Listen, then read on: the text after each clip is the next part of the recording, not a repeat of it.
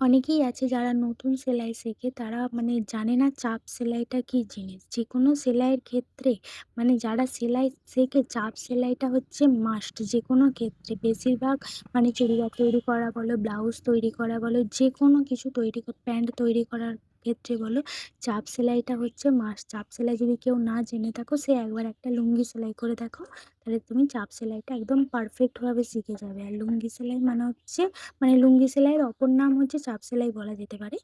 তাই জন্য যারা ১ম মানে সেলাই মানে শিখেছো তারা একটা করে বাড়িতে লুঙ্গি কিনে হলেও একবার সেলাই করো, তাহলে দেখবে চাপ সেলাইটা একদম পারফেক্টভাবে শিখে যাবে।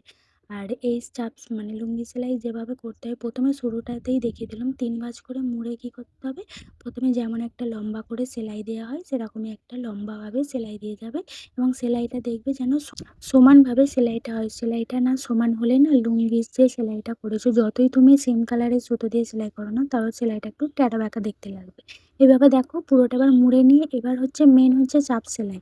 এই দেখো যে দিকটা সেলাই আছে সেদিকটা চাপা দিয়ে ও অপোজিটটা দিকটা দিয়ে সেইভাবে কি করবে মেশিনটা বসিয়ে একদম ধার দিয়ে সেলাইটা করবে, যাতে কোথায় সেলাইটা করেছে মানে সেলাইয়ের কাপড়টা কোথাও বেরিয়ে থাকবে না, ফিনিশিংও খুব সুন্দর আসবে এবং তুমি যার সেলাই করবে সেও হ্যাপি হয়ে যাবে। তাই জন্য চাপ সেলাই শেখার ক্ষেত্রে লুঙ্গি একটা সেলাই করা অবশ্যই প্রয়োজন। আমিও প্রথম জানতাম না। তারপরে আমিও শিখে তারপরে বুঝতে পেরেছি যে না, লুঙ্গি সেলাই করলে চাপ সেলাইটা তার পারফেক্টভাবে শেখা হয়ে যাবে। তোমরাও এভাবে ট্রাই করতে পারো আমার মতো। আর এই ভিডিওটা যদি ভালো লাগে একটা লাইক, কমেন্ট এবং শেয়ার করে দিও। যারা নতুন আছে তাদেরকেও একটু পাঠিয়ে দিও। আজকের জন্য